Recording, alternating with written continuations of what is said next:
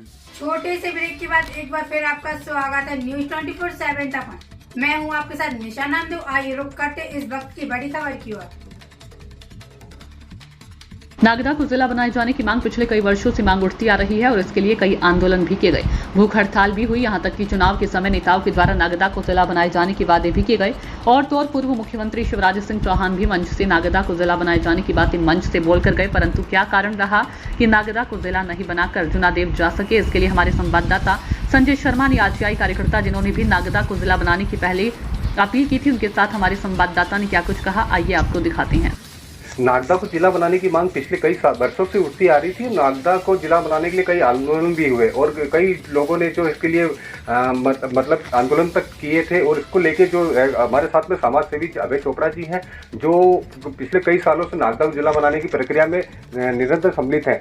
चोपड़ा जी, बहुत बहुत स्वागत है हमारे चैनल में आपके लिए। सर, जिस प्रकार से नागदा को जिला बनाने की मांग पिछले कई सालों से उठती आ रही है और नागदा को जिला न बना के आज जो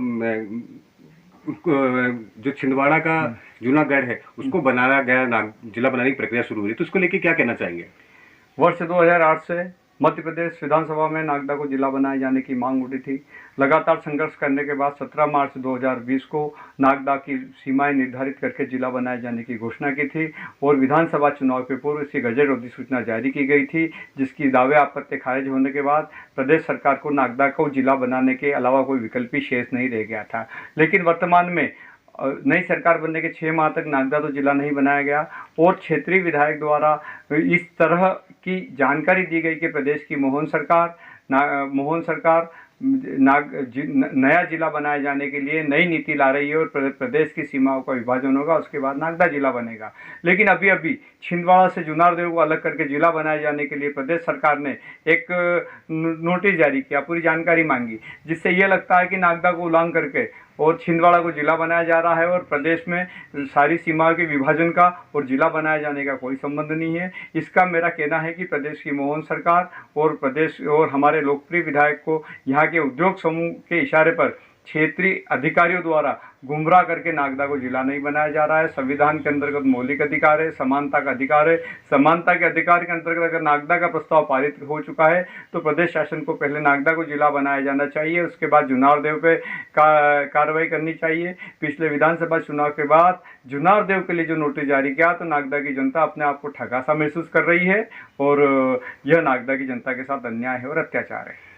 अपन दबाव की बात करें तो जिस प्रकार से सरकार आपने कहा कि जिस प्रकार से जो मतलब अधिकारियों के दबाव में सरकार काम कर रही है और नागदा को जिला नहीं बना, तो किसका दबाव है इसमें? देखिए, आप अच्छी तरह से जानते हैं कि नागदा में जो उद्योग हैं वो देश के सुप्रसिद्ध बिरला घराने से संबंधित है और बिरला घराने की पहुँच जहाँ तक आप हम सभी अच्छी तरह से जानते हैं। हम ये कहते हैं कि 5-7 नागदा, इसके पहले 5-7 जिलों की मांग उठी और बिना किसी प्रक्रिया के तुरंत जिले बना दिए गए। लेकिन नागदा की जिला बनाने के लिए सारे कानून नियम बताए जाते हैं और नागदा को ही लेट बार बार क्यों हो रहा है, यह कहीं न कहीं बड़े प्रभावशाली घरानों का हस्तक्षेप शासन प्रशासन में है और उन्हीं के दबाव के कारण हमारे राजनेता पीछे खिसक रहे हैं। अगर मोहन सरकार नागदा को जिला बनाती है तो डबल प्रशासनिक अधिकारी होने पे उज्जैन का भी विकास होगा, नागदा का भी विकास होगा और मोहन यादव सरकार की प्रसिद्धि बढ़ेगी और जनता का विश्वास बढ़ेगा।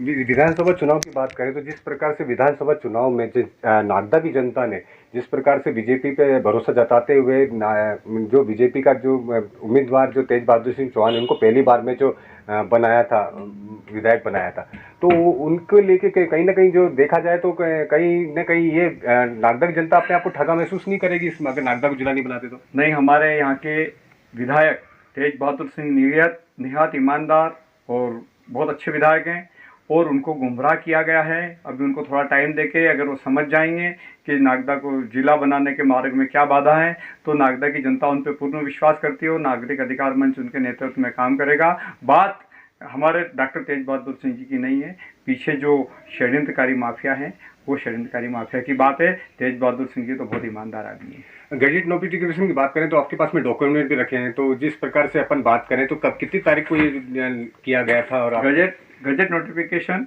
20 जून को किया गया था, 2023 को किया गया था और 90 दिन की अवधि रहती है, जिसमें कि जो दावे आपत्ति आई थी उसका राजस्व विभाग भोपाल द्वारा और जिला कलेक्टर उज्जैन द्वारा सुनवाई करके सारी आपत्ति खारिज कर दी। अब ऐसा कोई नियम नहीं है कि फिर से दावे आपत्ति करें। अब तो कलेक्टर और एसपी बिठा करके और जिले का शीघ्र निर्माण करना चाहिए और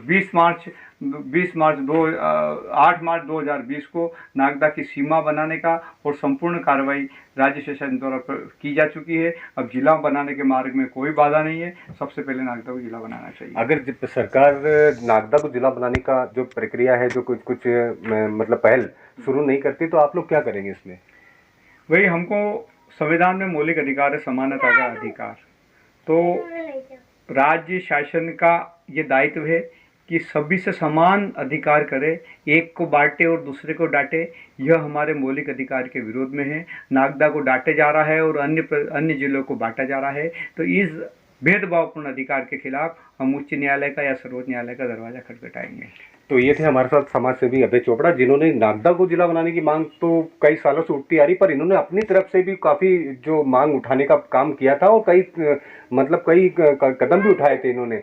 तो नागदा को जिला बनाना प्रमुखता से एक बड़ा मौलिक अधिकार बता रहे। अगर जिस प्रकार से अगर सरकार चाहे तो नागदा को जिला बनाए, उसके बाद दूसरी पहल करे। तो कैमरा पर्सन दिव्यांशु के साथ मैं संजय शर्मा, नागदा।